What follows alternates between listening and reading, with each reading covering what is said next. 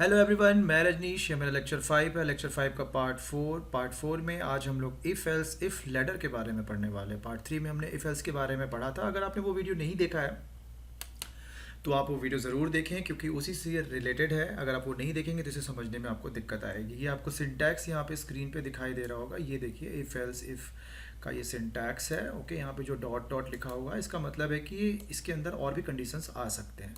वो आपके प्रॉब्लम के ऊपर डिपेंड करता है। तो यहाँ पर इफ़ जो है, इसके अंदर मैंने जो कंडीशन दिया है, अगर ये कंडीशन मान लीजिए ट्रू हुआ तब आपका ये कोड रन कर जाएगा और नीचे का कोई भी पार्ट रन नहीं करेगा। ठीक है ना।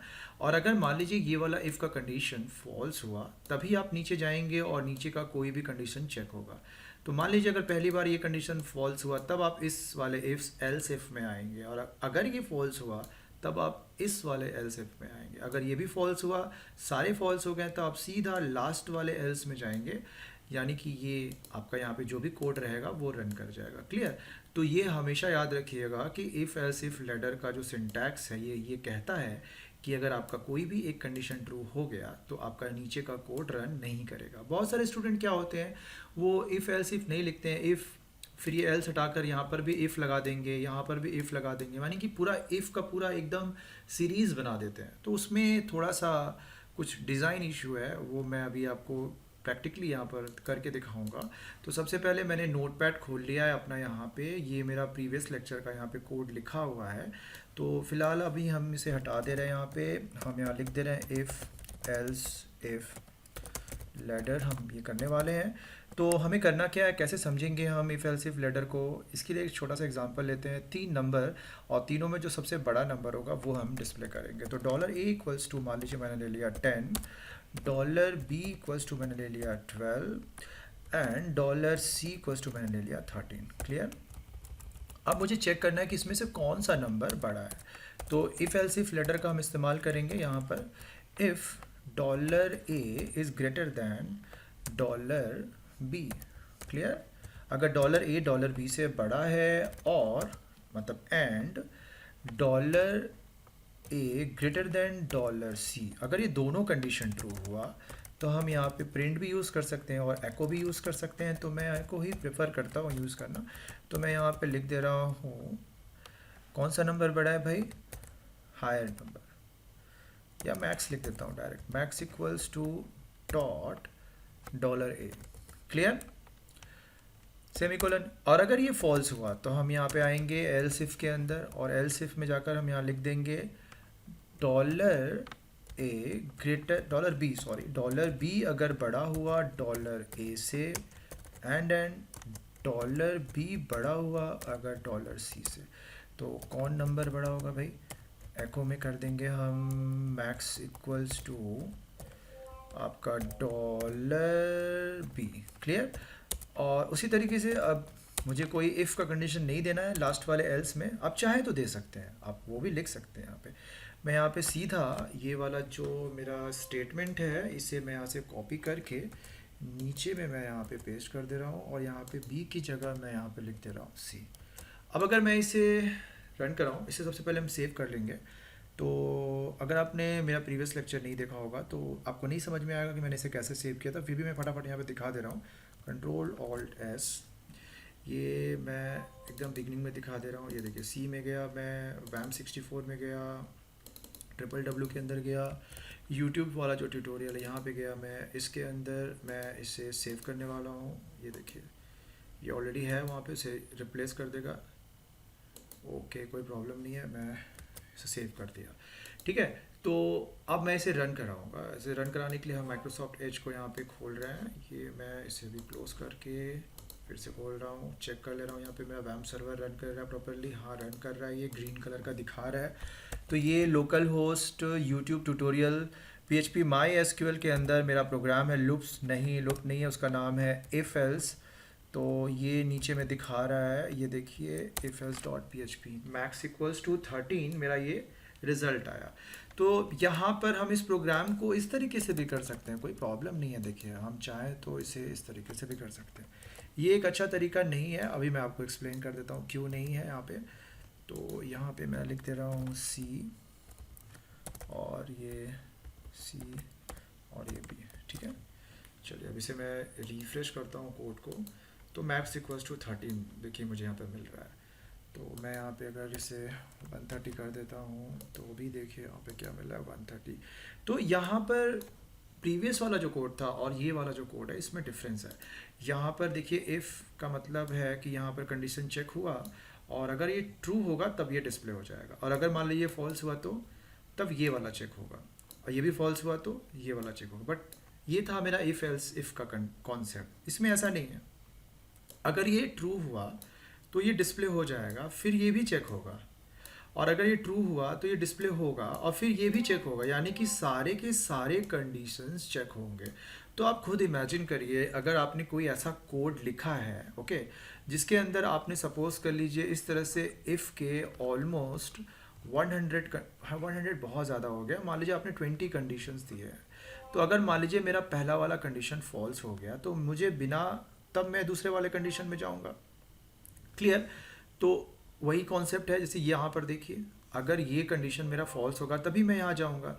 बट इफ़ वाले में क्या हो रहा है कि उसमें हमने हर जगह इफ़ लिखा है, एल्स इफ़ नहीं दिया है। इससे क्या होगा कि अगर मान लीजिए ये ट्रू हुआ तो ये रन तो करेगा, साथ में फिर से ये चेक होगा, नीचे वाला भी इफ़ चेक होगा। मतलब सारे के सारे इफ़ कंडीशंस जो आपने उस प्रोग्राम में लिखे हैं वो सभी के सभी चेक होंगे। इससे क्या होगा कि आपका जो प्रोसेस है थोड़ा स्लो हो जाएगा। फ़िलहाल ये पता नहीं चलता है, बट अगर आपका बहुत लार्ज स्केल का आपका प्रोजेक्ट है तो आपको हर एक छोटी छोटी प्रोग्राम की एफिशिएंसी के ऊपर ध्यान रखना पड़ेगा, क्योंकि ये छोटे छोटे चीज़ें जो होते हैं आपके प्रोग्राम की एफिशिएंसी को मिल के बढ़ाकर अच्छा बना देते हैं। ओके, तो ये मैं एक बार फिर से आता हूँ यहाँ पे।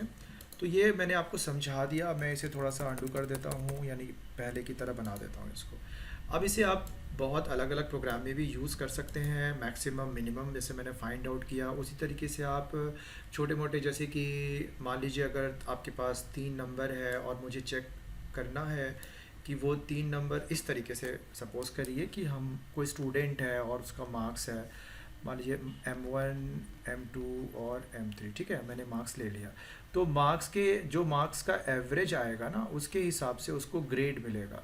तो मान लीजिए उसका मार्क्स ग्रेटर देन 90 है तो उसको A मिलेगा, greater than 80 and less than and equals to मान लीजिए 90 है तो उसको B मिलेगा, ग्रेटर देन 70 है और less than and equals to 80 है तो उसे C मिलेगा, greater than 60 and less than and equals to 70 है तो उसे D मिलेगा, और अगर less than and equals to 60 है तो मान लीजिए तो 100 ओके। तो मैं ऐसी 100 लिख दिया यहाँ पे। तो अगर इसके हिसाब से मुझे कोडिंग करनी है तो हम कैसे करेंगे यहाँ पे? तो उसके लिए देखिए मैं एग्जांपल सिर्फ आपके कॉन्सेप्ट को क्लियर करने के लिए यहाँ पे लिया हूँ। तो मैं यहाँ पे अभी के लिए इसे हटाकर मैं यहाँ पे $M1 इक्वल्स टू मान लीजिए मैंने ले लिया 60 और $M2 इक्वल्स टू मैंने ले लिया 70, $M3 इक्वल्स टू मैंने ले लिया 90। ओके, अब मैं इसका एवरेज निकालूंगा। $AVG इक्वल्स टू, यहाँ पर मैं इन तीनों को ऐड कर देता हूँ, $M1 plus $M2 plus $M3 okay, और डिवाइडेड बाई 3। अब मुझे एवरेज मिल गया। मैं यहाँ पे लगा दूंगा कंडीशन कि अगर एवरेज मेरा अगर ग्रेटर हुआ 90 से तो मुझे यहाँ पर मेरा एको होगा H1 टैग के अंदर दे देते हैं A, ग्रेड A, ठीक है, और इसे मैं यहाँ पे क्लोज कर दे रहा हूँ यहाँ पे, ठीक है। तो ये मेरा पहला कंडीशन हो गया, और एल्स के अंदर मैंने फिर से एक इफ़ डाल दिया। अगर एवरेज मेरा ग्रेटर हुआ 80 के एंड एवरेज मेरा लेसर देन इक्वल्स टू 90 हुआ तो यहाँ पर मैं इस वाले स्टेटमेंट को कॉपी कर ले रहा हूँ और ये मैंने इधर में पेस्ट कर दिया। तो यहाँ पे मैं ग्रेड दे दे रहा हूँ B। क्लियर?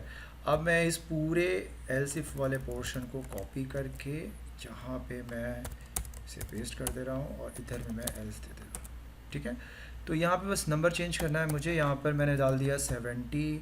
आप लोग भी इसी तरीके से प्रैक्टिस कर लीजिएगा, थोड़ा कॉन्सेप्ट क्लियर हो जाएगा अगर आप बिगिनर हो तो। ये मैंने यहाँ पे दे दिया 80। यहाँ पे क्या आएगा 70 आएगा। क्लियर। और यहाँ पे मैं डाल दे रहा हूँ एको सो नहीं, एवरेज डाल देता हूँ यहाँ पे। क्लियर। अब हम इसे रन कराएंगे और देखेंगे कि ये क्या इसका आउटपुट आता है। इसका आउटपुट आया भी।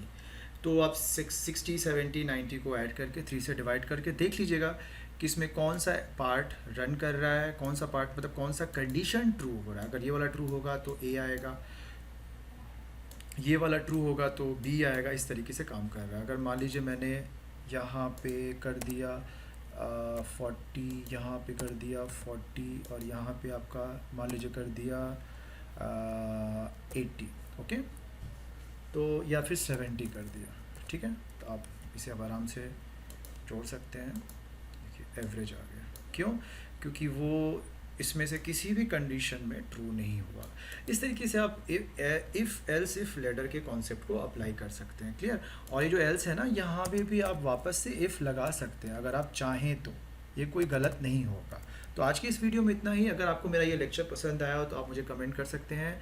कोई प्रॉब्लम हो अगर इस लेक्चर से रिलेटेड, आप मेरे चैनल को सब्सक्राइब कर लीजिए, वीडियो को लाइक करिए, शेयर करिए अपने दोस्तों में, ताकि ज़्यादा से ज़्यादा लोगों तक ये पहुंच सके और जिनको ज़रूरत है उनको इसका बेनिफिट मिल सके। आज के इस वीडियो में इतना ही। Thank you.